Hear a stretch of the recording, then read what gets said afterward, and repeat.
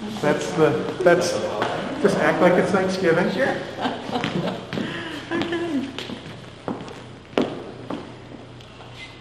I don't need them now. Okay.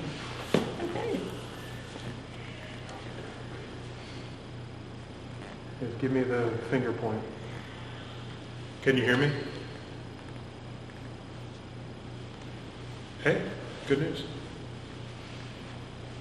Hello, I'm Ben Hickey, Curator of Exhibitions at the Hilliard Art Museum on the campus of the University of Louisiana at Lafayette. Welcome to this creative conversation, The Art of Weaving, featuring Elaine, Larcade Bourque, and Austin Clark. This event is held in conjunction with the exhibition Acadian Brown Cotton, The Fabric of Acadiana. And I'd like to thank the National Endowment for the Humanities and the Louisiana Endowment for the Humanities for their support of this exhibition. Additionally, special thanks are in order to our many lenders. We appreciate your generosity. And there would also be no exhibition at all if it were not for the curatorial efforts of Elaine Larcade Bourque, Dr. C. Ray Brasseur, Sharon Gordon-Donan, and Deb Waldman on the team that brought this exhibition together with us. So if you're out there watching, thank you so much. The show looks great. We're sorry you couldn't be here tonight. And we're going to do a question and answer section after we cut away to a video about process featuring Elaine and Austin. So we'll see you at the other side.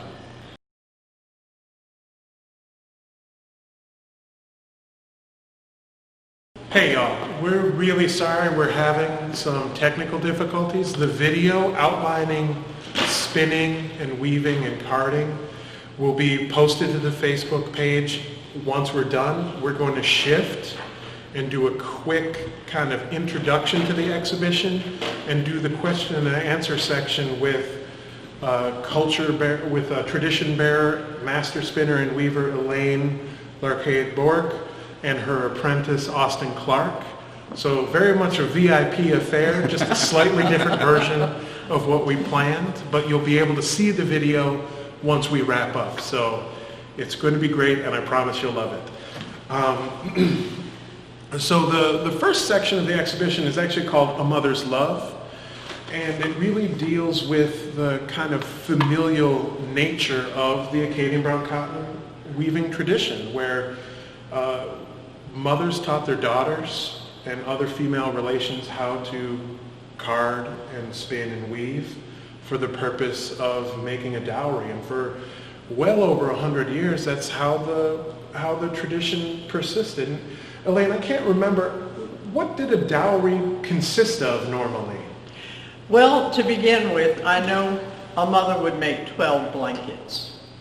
And I can only imagine how long that took. I keep thinking, the day that mother got married and found out she was going to have a baby, she must have started doing the work, that you have to put into making 12 blankets. Also, she made 12 sheets. And she would have made pillowcases, a coverlet. In fact, we're going to see, walking through the museum, one of the white bedspreads that my apprentice here, Austin, made. And it's just absolutely beautiful. But it was quite a dowry. I mean, and just a lot of work. And the thing about making these things is that you have to remember, our ancestors had no running water, no electricity. Very often they were doing this up in the attic with just a little light, a lantern. So again, it was really intense work, but they managed to make 12 blankets. I kind of think maybe that daughter, when that got married, perhaps she may have shared some of her blankets with her children that she had later. Because I hardly think that every daughter, every time a daughter got married, they got 12 blankets. I think perhaps they were sharing those. Well, and intense work signifies intense love. Right, and absolutely. The lengths you're willing to go to for your family, right? Right. And so one thing before we start moving, because we have a great example behind us, so maybe we'll move forward. Well, that's a great example too. We have an example just to show you the sheer, what you might expect in a dowry in a sense. And so we have an armoire filled with blankets. And we have to remember that these Acadian women were so creative. You're looking at all the blankets and you're seeing all of these patterns. They had 2 harness looms and they could not have any patterns, but they introduced patterns with color. And again, color was brown cotton, white cotton, and perhaps indigo. And then later they used torn cotton strips. So when you look at this armoire, you're seeing absolutely gorgeous blankets, patterns that were made on a 2 harness loom, the simplest way of weaving. And so let's move to the second section of the exhibition. Do our casual walk.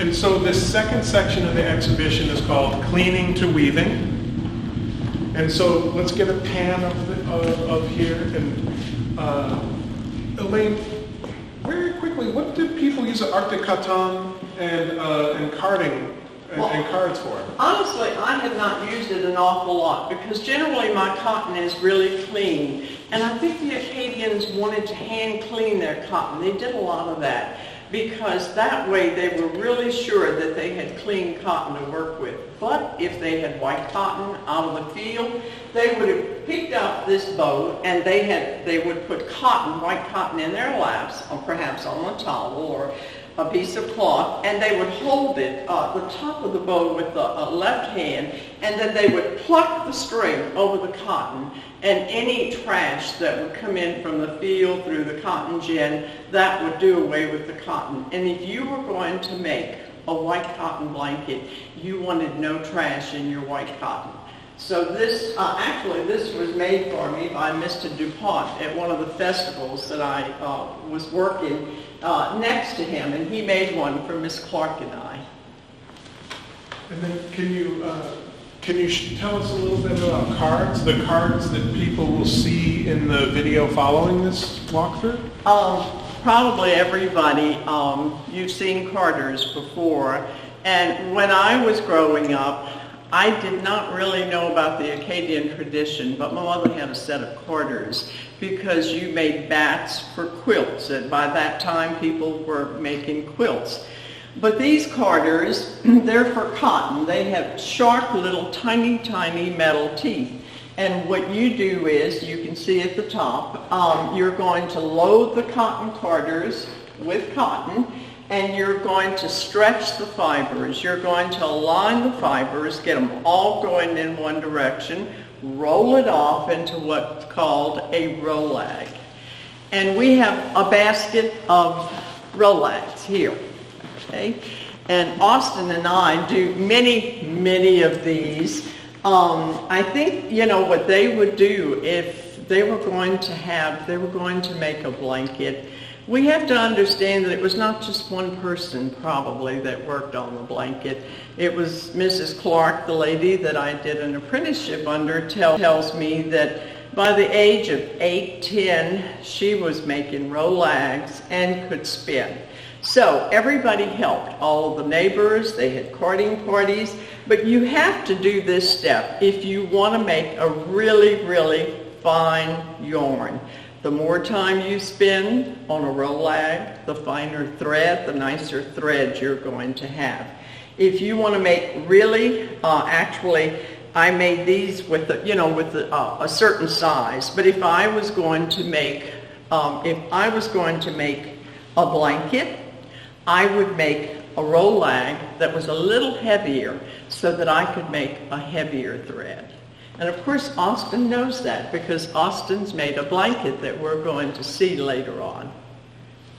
Well, and can we move through this section? Can y'all tell us a little bit about the spinning and weaving process? Sure.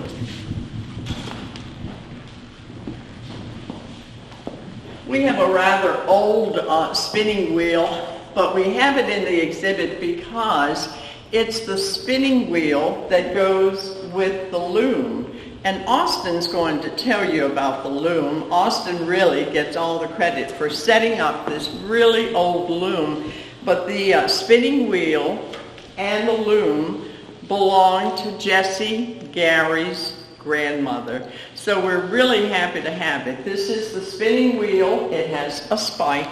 The Acadians would spin on a spike. She would make her thread, and we have a blanket from Mrs. Gary on the bench that she made on this loom, and I'm sure she used the spinning wheel that we have on display.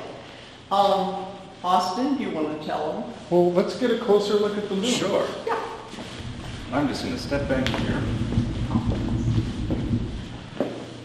So as Elaine said, this loom belonged to Jessie Gary's grandmother. It's an Acadian loom. It's typical of the early 1800s, which it's sometimes called a barn loom or a four-post loom. You can see maybe the construction techniques remind you of how a barn was put up, or maybe like a four-post bed. In Louisiana, these were mostly made of cypress or ash. As Elaine mentioned earlier, this is just two harness weaving, so just over under. If you remember from maybe summer camp, you made pot holders and it was just over under, and it really speaks to their creativity, the Acadians, when you see all the different stripe patterns. Something really interesting about this loom that if I don't say it right now, I'll forget, that has been really humbling to work at is Madame Gary was probably the last person that we know of that made trousseaux for all of her 8 children, I believe. And so for me to sit at this loom and think of all the work she did, it's humbling. So we've got some IKEA action going on here. If you look at the joints here, there are Roman numerals, and that's because these looms were often shared in a family. So when it was your turn to get the loom, you would have worked, you would have spun all of your yarn, and you would have made this big long warp and put it on and say for 10 blankets. And then, okay, it's your turn, you're ready to weave off. So very efficient.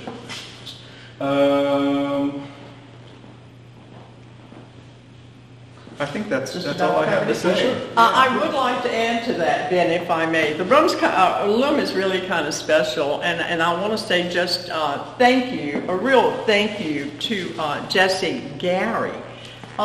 Jessie invited my husband and I suppose about 15 years ago, and asked if we would go with him and dismantle the loom. The loom had been sitting in his grandmother's house for the last 25 years. It had not been touched. And it was really pretty. It had 4 clocks just all around the small building. And my husband and I helped Jessie dismantle the loom, bring it to his house where he set it up again, and he's been having it at his home. It's really, really special. He has fond memories, and I do too. I was happy to take part in the movie. And so if we proceed here to the next section, you'll see the Acadian homestead section, which it's not a recreation of a living space per se, but it has a lot of prime examples of what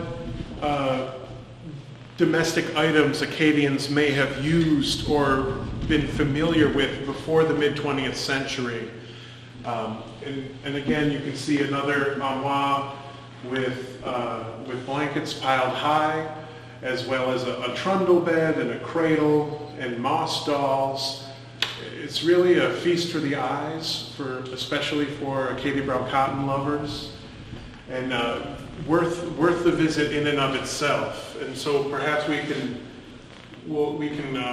do. One moment. Well, when you do come to the exhibit, I just want you to take notice of the bedspread. It's a Madame Dranet bedspread, and it has not been duplicated in over 100 years, but I'm happy to say that Austin, my apprentice, has done one, and we're going to see it later on. Mr. Arnett has made 3 of these and sent those to 3 different presidents, put them in the mail.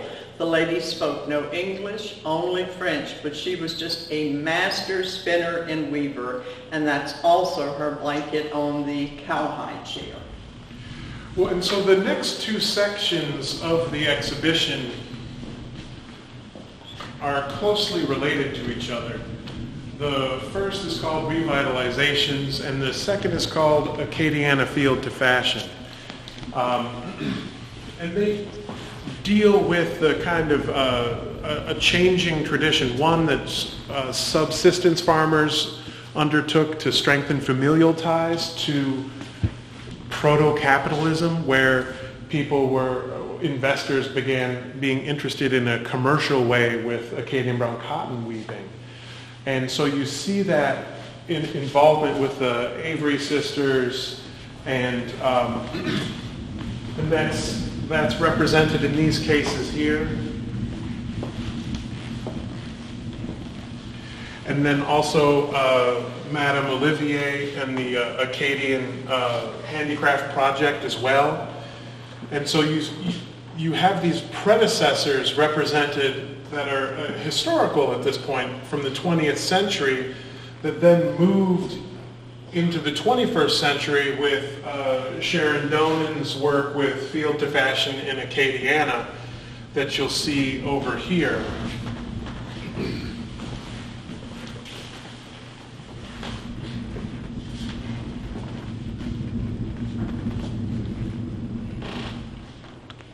And there's a lot to take in here, and it's difficult to look at cases because this is an improvised plan B, so you have to forgive me. But this section in the great work of Madame Olivier and the Avery sisters and Field to Fashion in Acadiana is on display here along this wall that we'll see here in a moment in the visual culture section, where we're looking in a more visual sense at Acadian brown cotton and blankets, and thinking about it maybe conceptually, like how this emblematic color palette and stripe pattern has grown over time to symbolically represent the whole region, much like how Scottish tartans represent families.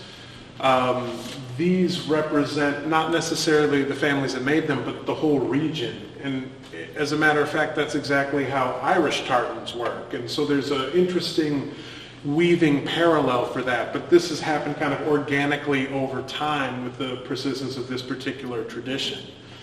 And so before we do the planned question and answer section, I'd love to show off Austin and Elaine's work as it's within the exhibition. So come with me.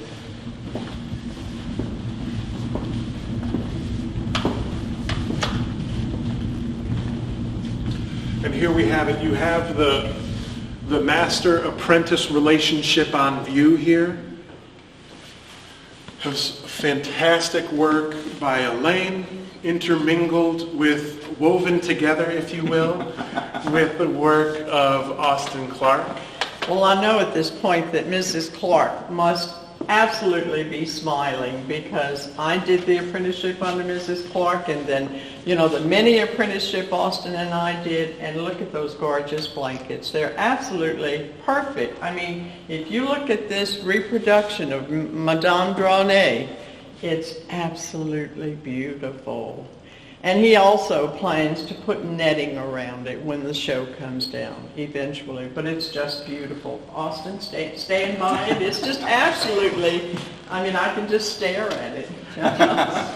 But my pieces are kind of, I took off, you know, from Mrs. Clark, not exactly. I'm trying to do something a little different, and I do indigo dyeing. So the blue that you see is actually indigo, and the Acadians would have used indigo as another color.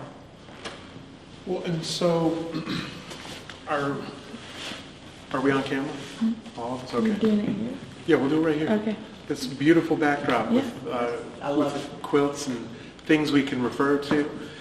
And so let me ask the two of you some of the things we were talking about before the event. Why did Acadians use brown cotton instead of white cotton? Well, that question I kind of like to answer, and it's just something I've come up with. I'm not really sure about that, Ben. But just think when my ancestors arrived and they had been working with wool in Canada, but it's just too warm in Louisiana. They found the white cotton growing. They immediately started growing it, and it was a cash crop. But they found something they had never seen, brown cotton. Why they started using it for their clothing, for their blankets, I think, according to Mrs. Clark, you washed your blankets and your clothing in the coulee. Can you imagine washing a white blanket in the coulee? It would not look so very clean. But if it was brown clothing, I mean, these people were working in the fields and they were not washing their clothes every day. So I really think it was the color. They liked it. But it just, it was just perfect. I mean, they could use it, and it looked nice. And what about the seeds? How do seeds play into maybe selecting the brown cotton as well? Well, you have to plant a brown cotton seed. And of course, today we have many, many colors of brown cotton. But I have always planted only the Acadian brown cotton. Mrs. Clark had seeds that she had gotten from her mother and her grandmother. So she gave me some, and I've been growing brown cotton for 35 years. Now, this was something that other people have told me since then, but my husband would always say, be sure that you get all the cotton lint off and give me just the really, really clean, shiny, slippery seeds. And I think that was just easier for him to plant when he was dropping seeds in a little planter that he walked behind.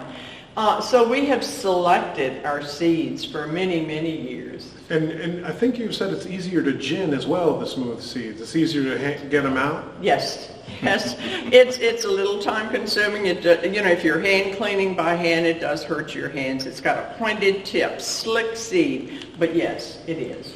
Well, I cleaned just a bit. No, just like the tiniest fraction. My son and I did for part of the show, and I can't imagine the amount of cotton you two have had to clean. It's insane. I have only respect for you.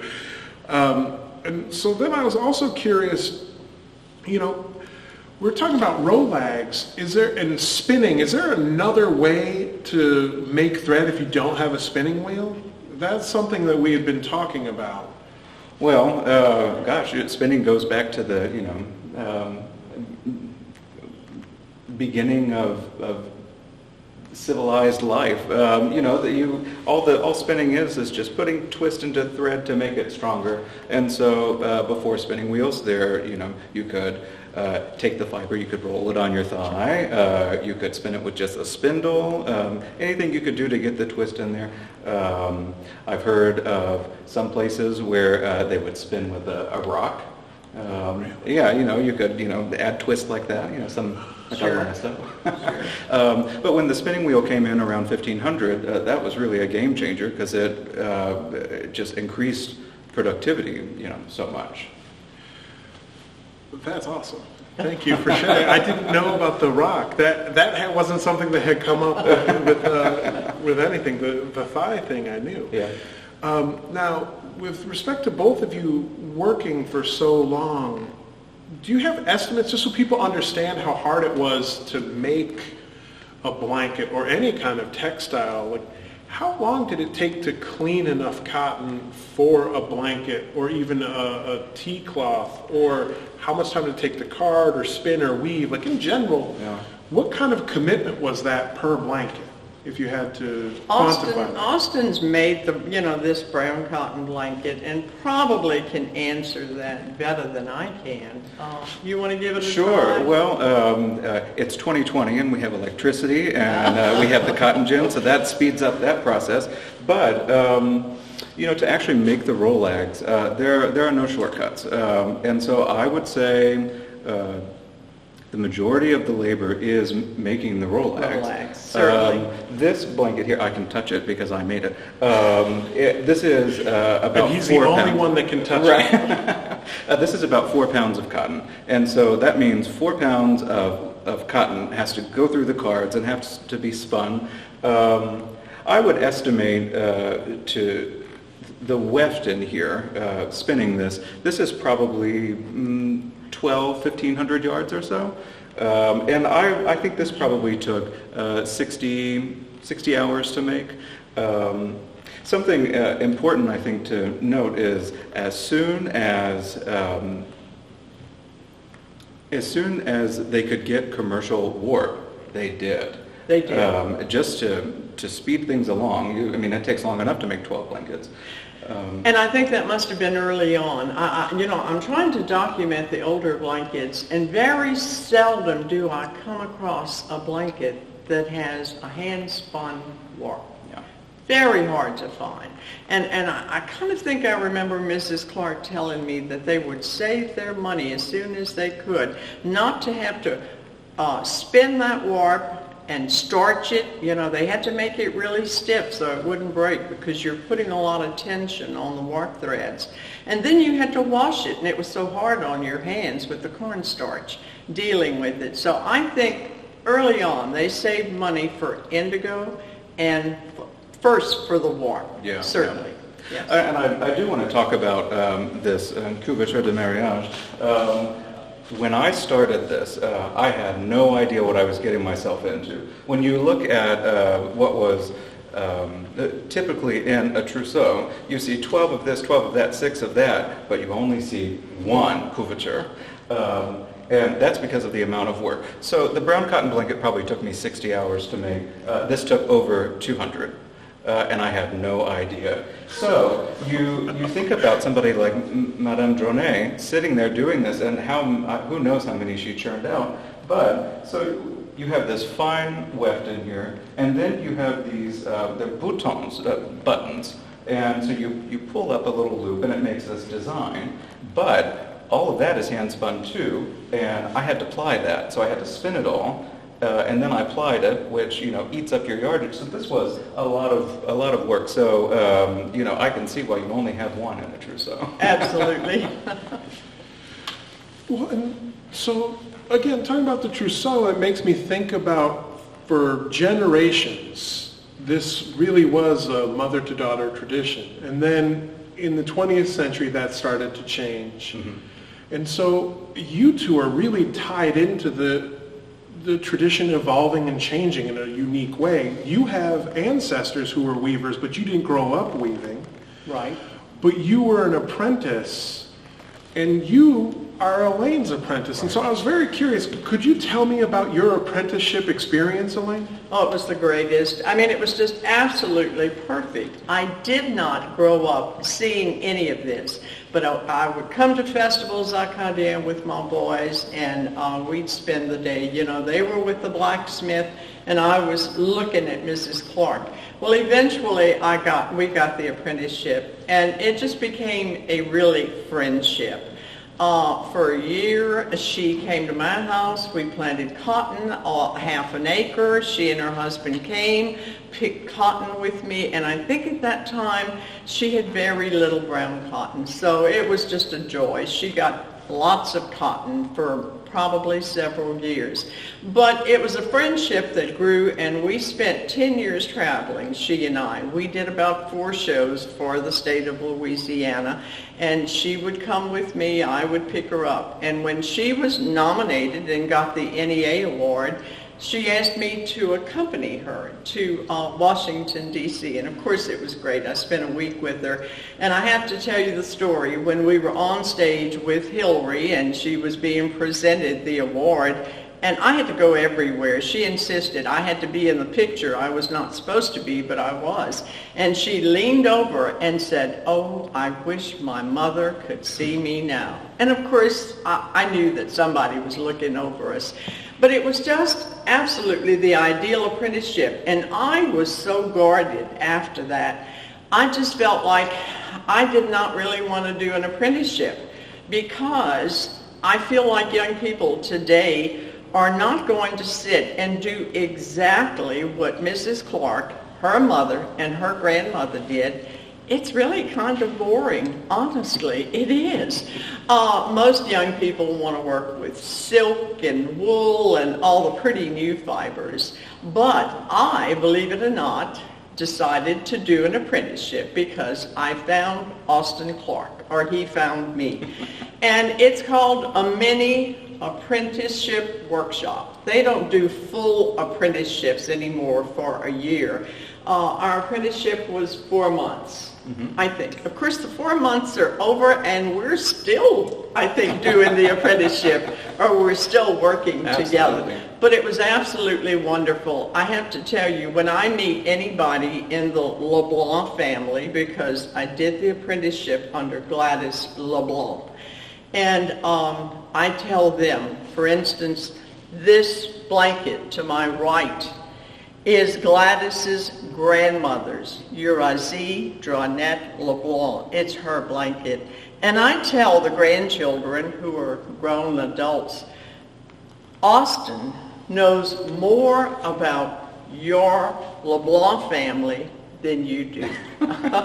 He really does. He soaks up all the information that we can find, and he has done probably every pattern that Gladys has done in her weaving.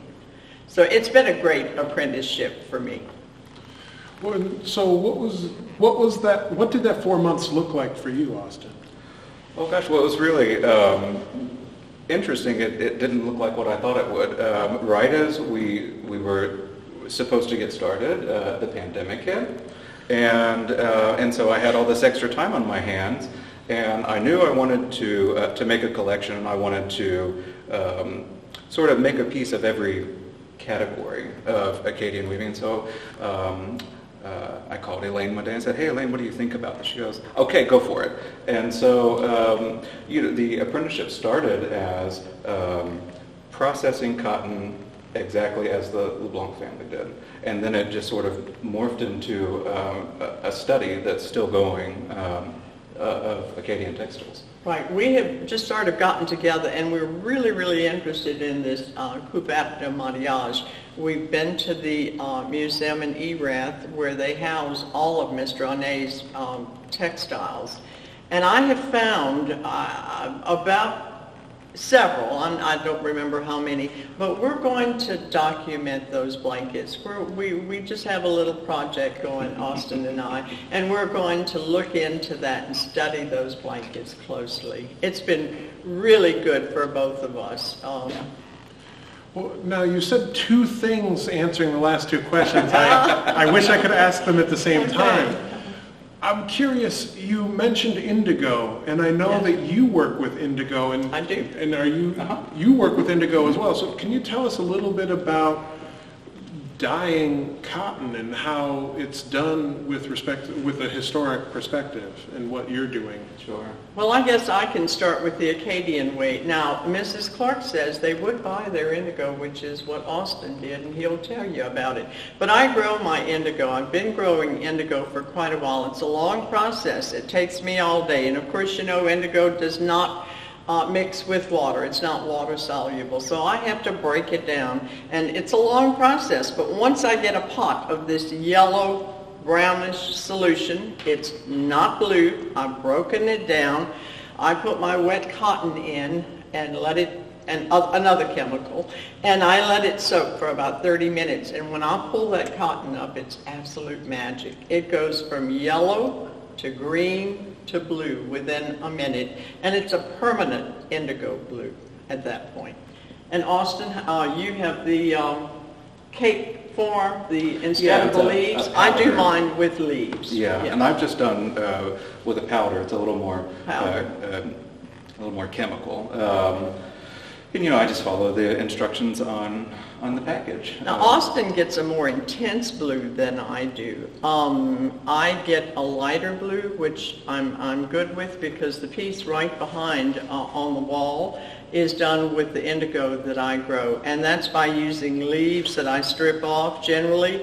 If I hear we're going to have a freeze, I'm going to hurry and strip the leaves and save them, because after a frost, they're real fragile. The leaves are gone. I think natural dyeing is something that I want to explore more, because actually think about these old weavers, and they were smart. They were. The traditional Acadian palette is the brown cotton, the white, the indigo, but you also got into darker browns, which you could do with black walnut. You could do maybe with coffee. Right. And they used to have big iron pots, and when you dye fibers, especially something cellulose like cotton, you have to have something in there to make the dye stick to the cotton. And so a lot of times you'll see greens, which you could get by dyeing yellow and then dyeing with indigo. Well, you know, I don't think the Acadians had money for mordants, Right. you know, because you've got to use mordants. Yeah, the And, iron pot, yeah. Yeah, they could. Well, they used an iron pot, but Yeah. that was one, you know. Right, But yeah. then you need more. Yeah. And so that kind of confined them to the basic blue, white, and brown, you know, that I have here. Which is the best. But, and it must have been awfully hard for them, coming from France to Nova Scotia and working with wool. You get really pretty colors with natural dyes. And of course, you know, the cotton just, it'll wash out eventually. Yeah. Well, and then the other thing, you're talking about a blanket that takes 60 hours and Yeah. another textile that takes 200 hours. Mm-hmm. What do y'all do while you're doing this to occupy your mind? Is it meditation and is it silent, or what do you do? You first, Elaine. Well, I've got this super great saxophone CD that I put on, and it's like almost an hour. I had someone come home the other day, in fact, Andy Rayo, and he said, I want to get that CD. It plays forever, and it's wonderful. But my best music is actually French Cajun music, I have to confess. I'll put it on and just either chord or sit at the, you know, the loom and weave.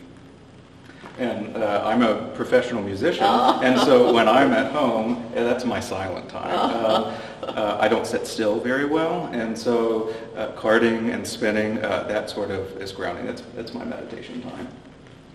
And then historically, I mean, was there a ritual to this, to carding or to weaving? Like, was there an official ritual, or what was that like historically? Well, I kind of think, you know, let's say a daughter was going to get married, told her mother.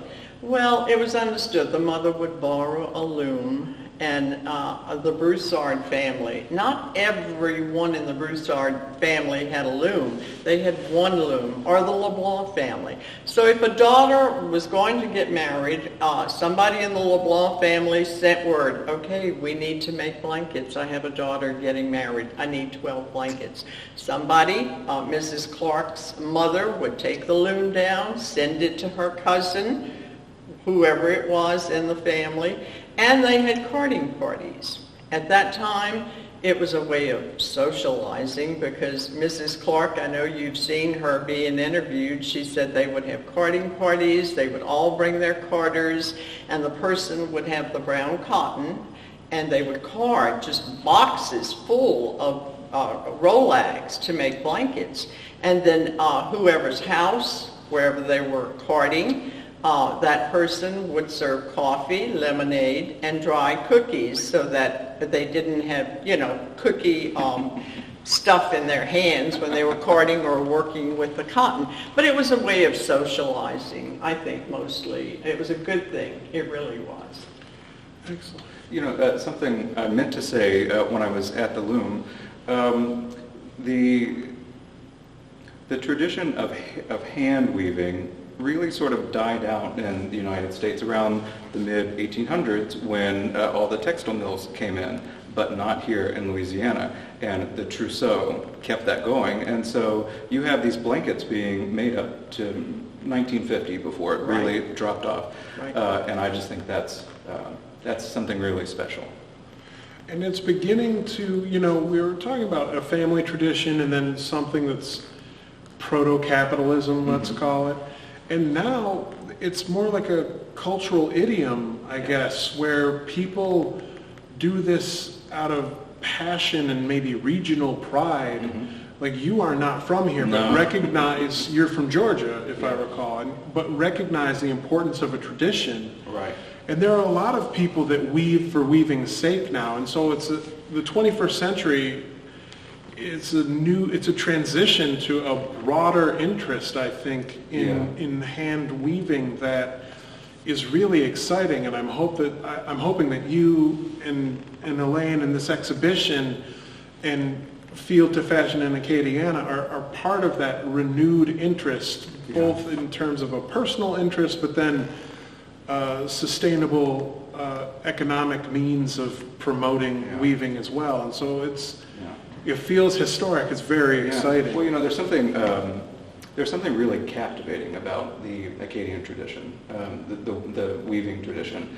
And I've tried to document what I've been doing on social media, and people have reached out from all over the place, saying, "I don't know what that is, but I want to know what that is." And I think that's for me, I have to tell you this one quick story. I document blankets, old blankets, and when I first find out about the blanket, meet with that person, and that person will usually tell me, "Oh, you're talking about that old ugly blanket in the back of my linen closet?" And I'm like, yes.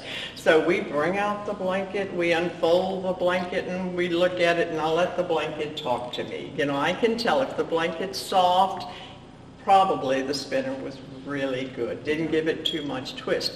And when I leave, that person realizes what a treasure they have. And very often, I'll ask that person, "I know a buyer. If you want to sell your blanket, let me know. I will sell the blanket for you. I won't take anything for it. I'll find a good home for it." They do not want to sell their blankets. They want to hold on to their blankets. So it's really, I think, a tradition that I'm making them aware of that was kind of lost. And they do appreciate, I think, what they have after I visit with them. Now, as is plainly evident, we had horrendous technical difficulties today, but we've rebounded very well. Before we transition to posting the very polished video of y'all spinning and weaving, where we're really working through the process so people could see what you actually do, were there any parting thoughts or words that you wanted to leave with those who are watching today on the internet? Well, for me, I just want to thank being in the museum, because it's my passion to honor my ancestors, all of our ancestors, for doing this, for keeping their families warm. And for so long, I thought these blankets are hidden in the closets, and nobody really appreciates them. I need to bring them out of the closet. I need to make people aware of how much work went into a blanket. And at this time, I am so happy to say that you will probably never see another exhibit like this, where you're going to have so many Acadian brown cotton blankets and white cotton, all at one time in one place. So again, I think if you come, you will enjoy seeing this. For me, it's my passion to pay tribute to all of these women who came before me. I'm honored to be the next generation to carry this work forward. I've sort of said from the beginning, Elaine has the history. Sharon has gotten the farmers interested, and I see my work as is replicating these pieces, being able to put the textiles in people's hands. Well, and the one missing part of the puzzle today is Field to Fashion Acadiana, and there will be other events, both digital and, fingers crossed, in person. Yeah. Before the show comes down, where we can hear from Sharon Donan and her colleagues at Field to Fashion in Acadiana, because it really is, it's a group, it's a community, it's not single people that keep this tradition alive, and that's what this exhibition is about. So thank you both so much. I'm honored to know you and to help document your work. Thank you. Thank you, Ben.